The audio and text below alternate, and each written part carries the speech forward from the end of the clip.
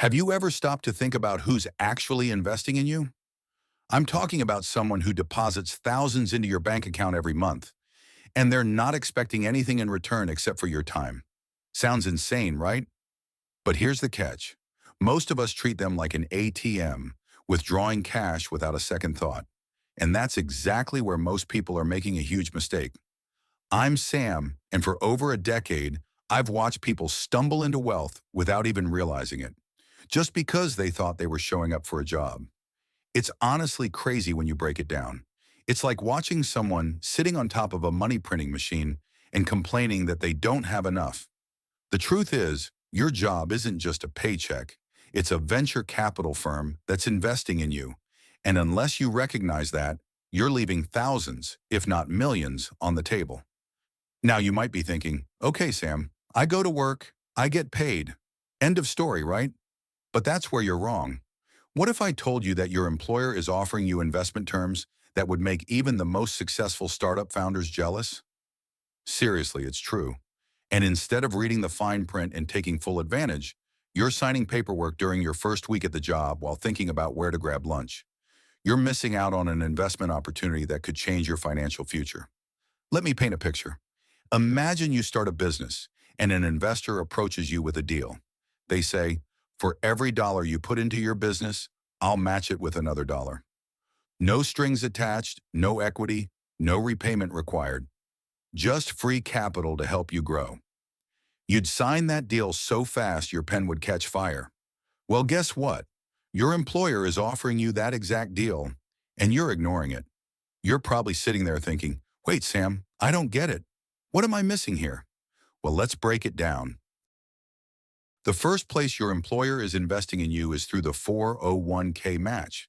They tell you, if you contribute 6% of your salary, we'll match it dollar for dollar. That means you put in $1 and they add another $1. That's a 100% return on your investment. Where else can you get that kind of return? The answer, nowhere.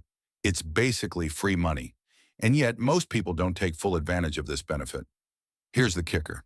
About one-third of employees with access to a 401k match don't even contribute enough to get the full match. They're literally turning down 100% ROI because they feel like they can't afford to invest right now. It's like rejecting a vendor who wants to pay you double for your product because you're too busy trying to make money. The logic is completely backwards. Now I know what some of you are thinking. Sam, I can barely pay my rent. How am I supposed to contribute 6% to my 401k? I hear you, I really do. But before we dive into that, you need to understand what's really happening when you skip out on the match. You're not just missing out on extra money, you're rejecting an investment from someone who's trying to help you get ahead in life. Think of it like this. If you started a business and an investor came to you and said, for every dollar you put in, I'll match it, you'd jump on that deal in a heartbeat. But when it comes to your 401k, you're ghosting the investor. And that's a huge missed opportunity. But it doesn't stop there. Let's talk about another benefit most people don't fully understand. Your health savings account, HSA. This account is one of the best kept secrets in the world of personal finance. And the truth is, most people don't use it correctly. When you contribute to an HSA, the money goes in pre-tax, it grows tax-free, and when you use it for qualified medical expenses, it comes out tax-free. That's a triple tax advantage. But most people treat their HSA like it's just a checking account for Band-Aids and copays. The real strategy with an HSA? Max it out. Don't touch the money. Pay for medical expenses out of pocket and let that account grow for the next 30 years. In retirement, you'll have a pile of tax-free money sitting there while everyone else is paying taxes on their traditional retirement accounts. You're building your own tax shelter using company benefits, and most people don't even realize it. Now, let's not forget about education reimbursement. Many companies will pay for your education, whether it's a certification, a new skill, or even a degree program. And this isn't charity, it's an investment. Your employer wants you to become more valuable because the more valuable you are, the more value you bring to the company. And here's the best part. Those skills are portable. You can take those certifications and use them anywhere, whether with your current employer or with another company down the road. Here's the math. If your company offers $5,000 a year in education reimbursement and you don't use it, you're throwing away $25,000 over 5 years. That's money you could be using to get ahead in your career, and you're leaving it on the table. Now let's zoom out a little. Your salary isn't just money to pay the bills, it's seed capital for your future wealth building efforts. Think of it like this. Real estate investors need down payments. Index fund investors need capital to compound. Entrepreneurs need runway to build their business. For most of us, that capital comes from your salary. The paycheck you're getting isn't the end goal. It's the beginning of your investment strategy. Your employer is investing in you, whether they realize it or not. They're providing you with the resources to build wealth. You just need to recognize it and take full advantage. Once you shift your mindset and start seeing your employer as a partner in your wealth building journey, you'll stop seeing your job as a soul-crushing obligation. Instead, you'll see it as a strategic move to help you achieve long-term financial freedom. But the sad truth is that most people don't think this way. They treat their job like an ATM. They take the salary and ignore the benefits. They forget about the 401k match, the HSA, the education reimbursement, and all the other ways their employer is investing in them. Then they wonder why they're not building wealth while working full-time. You're running a business, but you're rejecting investment capital and grants. You're wondering why you're broke while other people are getting ahead. But here's the kicker. Your employer isn't just giving you a paycheck. They're your biggest investor, and you're completely ignoring them. Now let's talk about how to actually make this work. It's one thing to know that these benefits exist, but how do you take action? The truth is, knowing about these opportunities is only the first step. The real magic happens when you start executing. Let's break it down with some real-world numbers. Imagine you're making $65,000 a year and you're using the strategy I just laid out. Maxing out your 401k match, contributing to your HSA, and taking full advantage of the education reimbursement. Now in the first year, maybe you don't feel like you're making a huge difference. But here's the catch. You're building your foundation. That first year, maybe you save $4,000 in actual cash beyond your retirement accounts. It doesn't sound like a lot, does it? But here's what's really happening. You've moved $15,000 into tax-advantaged accounts and skill development. You're laying the groundwork for real wealth. Year 2 rolls around. You've used that certification you got through the education reimbursement to earn a promotion. Now you're at $80,000. But here's where things get interesting. You didn't inflate your lifestyle.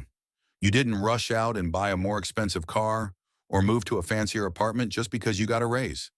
No, you stayed disciplined. You're still saving.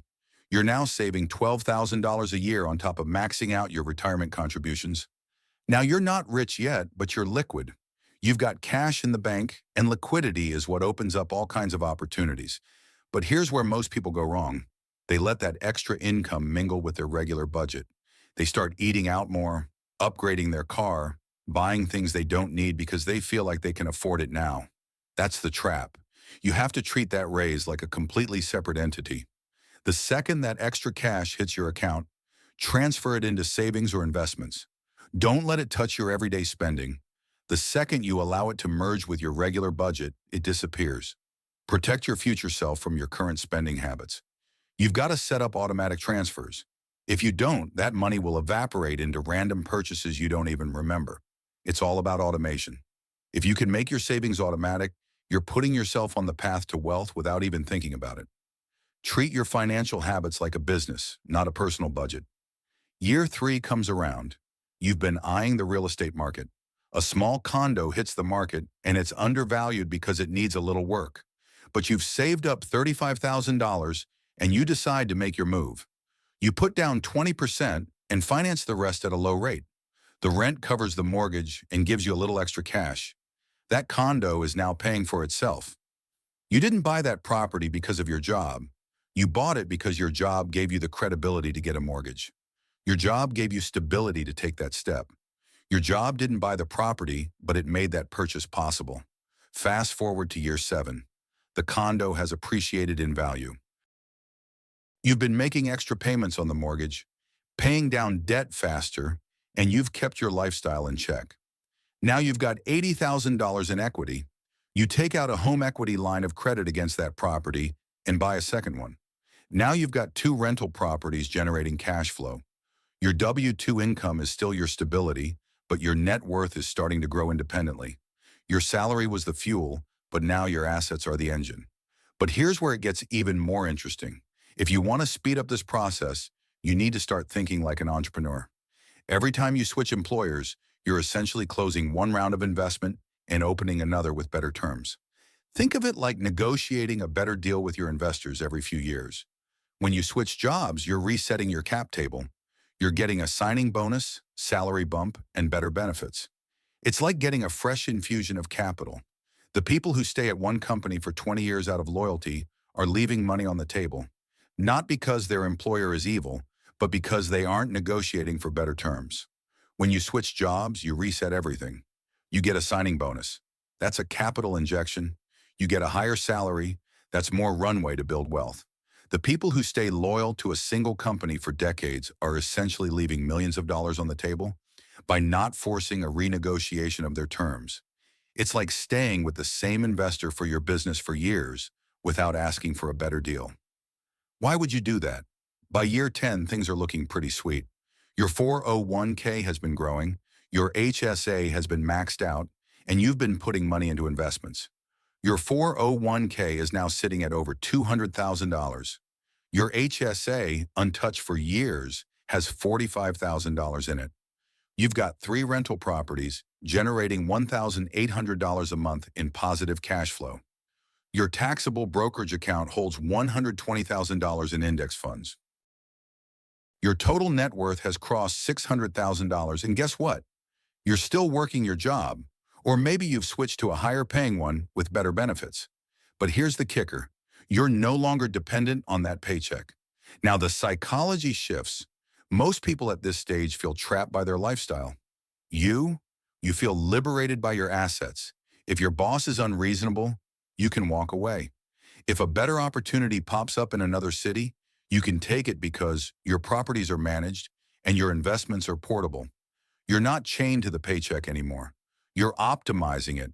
You're using that salary to build wealth, and now your assets are starting to work for you. This is where the game changes. The salary you're earning is no longer your primary source of wealth. It's still useful for stability and benefits. But your investments have become the driving force behind your financial future. You're not just working for your employer, they're working for you. They just don't know it yet. But what about people who say, Sam, this sounds great, but I don't make $80,000. I'm stuck at $45,000 and barely making ends meet. I hear you, and here's the thing. It still works. Let's run the numbers for someone making $45,000 a year. After taxes, you might take home $34,000. If your company offers a 3% 401k match, that's $1,350 of free money every year. If you also have access to an HSA, you can contribute the minimum and get tax deductions. Let's say you save $2,000 a year in taxes. That's $3,300 you didn't have before. It's not going to make you rich in the next year, but it's the foundation. This is where the math scales with your income level. The principles don't change. You're still extracting the most value from benefits, keeping your lifestyle in check, and building liquidity. The timeline might stretch out, but the math still works. It's all about discipline and percentages, not absolute numbers. And here's the kicker. It gets easier. The first $50,000 is a grind. The second $50,000 comes faster. By the time you hit $500,000, your assets are working harder than you are. You've hit escape velocity. Your job is still useful, but it's no longer the primary source of wealth. By the time you hit the six-figure mark, your mindset should have completely shifted. Your job is no longer just the way you earn money to pay the bills. It's a strategic asset, the means by which you leverage your future wealth. If you've been playing your cards right, you've already seen your net worth grow steadily, but now it's time to scale things up. So let's break this down further. You've got 3 rental properties, a solid 401k with a hefty match, an HSA full of tax-free growth, and maybe a nice chunk in your brokerage account. But you're not stopping there. No, now it's time to accelerate your wealth-building strategy. You know that whole real estate game? That's a real wealth multiplier. By year 7, you've probably gotten comfortable with how things are moving. Your first rental property has appreciated, and you've built up a decent amount of equity. Now you've got options. Maybe you refinance that first property, pulling out some equity, and use that to fund the down payment for your next one. Or you sell one of the less profitable properties and upgrade to something bigger and better. You've now got 4 rental properties, each one generating passive income. And suddenly, your job isn't just a source of stability, it's providing you with financial freedom. And here's the kicker. You didn't need to quit your job to make this happen. In fact, the stability your job provides is exactly what allowed you to take on more risk and invest more aggressively in real estate. Your job didn't just give you a paycheck. It gave you leverage to build your wealth. Without that steady paycheck, without that credibility for loans, those properties wouldn't have been possible. At this stage, you might be feeling like you've reached a point where your financial future is starting to take care of itself. And guess what? You're absolutely right. That's what we're all after. Financial independence. The ability to make money without having to rely on a traditional job. But don't get too comfortable yet. There's always a way to optimize things further. This is where the people who truly make it big separate themselves from the rest. The difference is strategy. It's not enough to just let your money sit in accounts and properties. You have to think bigger. Maybe now you start a side business. Maybe you begin a new income stream through investments like dividend-paying stocks or venture capital. Your job is no longer the only game in town. It's just a tool in your larger wealth-building machine. And this is when you realize that freedom doesn't come from quitting your job. It comes from having built a foundation so solid that you can afford to walk away if you choose. When you have enough assets generating passive income, the need to work because you have to disappears. Now you're working because you want to, because the job offers something else beyond the paycheck. Meaning, purpose, credibility, and networking opportunities. Let's jump ahead even further. By year 10, you've got multiple income streams, a portfolio of real estate properties, a diversified stock portfolio, and your job is more like a part-time gig to cover expenses you're not even really concerned with anymore. Your total net worth has surpassed $1 million, and most of that wealth is being built by your investments, not by your paycheck. You've used the salary and benefits from your job to create a wealth-building engine, and now that engine is running on its own. By this point, you've learned the critical lesson. Your job isn't the goal. Your job is the vehicle that lets you build the wealth you really want. You didn't become wealthy because you worked more hours or spent more time at your desk. No, you became wealthy by using your job as a springboard. You used the benefits, the resources, and the stability it provided to invest in assets that will generate wealth over the long term. But here's the real game changer. The way your wealth grows now is completely different from how it started. You don't have to keep making big moves to see results. Compound interest is doing the heavy lifting. The money you've invested is now growing on its own, and the passive income streams you've built over time are creating wealth without you having to do much. Your properties are appreciating, your stocks are growing, and the best part, you're still working, but the work you do is optional. It's no longer about survival, it's about choice. The key difference between now and the beginning of your journey is that you've built enough wealth that the need for your job is gone. You don't need to work for money anymore. Your investments are working for you. But here's the biggest secret: you stay in the game. You keep working because you enjoy it, because it keeps you engaged, and because the benefits are still valuable. You're not just working for a paycheck. You're working for the opportunities your job still provides. When people talk about retirement, they usually think about quitting work completely and living off savings. But real financial independence is about control. It's about having the option to walk away, but choosing not to because you've designed your life the way you want it. When you have that freedom, you've won the game. But here's the kicker. This doesn't happen overnight. It's about staying in the game, sticking to your plan, and maximizing every opportunity that comes your way. Your job is a tool. It's a way to build wealth without depending on it.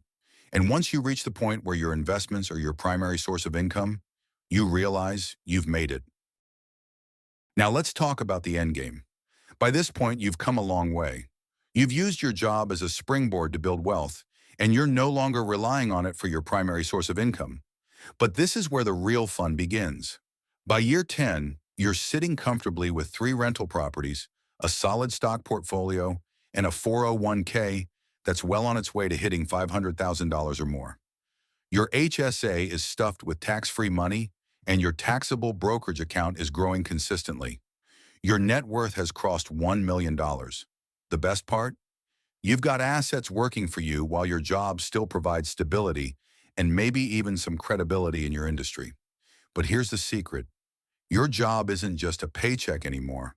It's leverage. It's the foundation that gave you the initial capital to grow your wealth. It gave you the credibility you needed to get approved for mortgages, business loans, and investments. Now it's serving a different purpose. It's no longer the primary driver of your wealth. The game has changed. The key here is that you've used your job to free yourself from the need to keep working for money.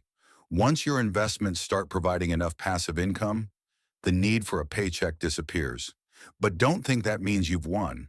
The difference between most people and the truly wealthy is that the truly wealthy are still playing the game, but they're playing it on their terms. So what does this new phase look like for you? Now you can focus on what really matters to you. You can choose to keep working, but on your own terms. You're no longer tied to a paycheck. You've built enough wealth to be financially independent, and you've done it by using your job to fund the things that matter most: real estate, stocks, your HSA, and your future. Here's the kicker. You don't need to quit your job to reach financial independence. The idea that quitting your 9 to 5 is the path to freedom is a myth. The true freedom comes from knowing that you're no longer reliant on that paycheck.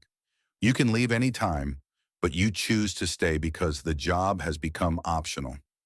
Now let's zoom in on a couple of key things to make sure you're on track. First, you've got to make sure your lifestyle stays in check. It's easy to get comfortable once you start earning more. But remember, the key to building wealth is discipline. Don't let that extra income mix into your everyday spending.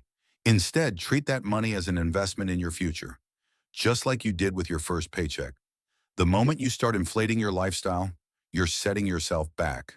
So stay focused, keep living below your means, and put that extra cash to work.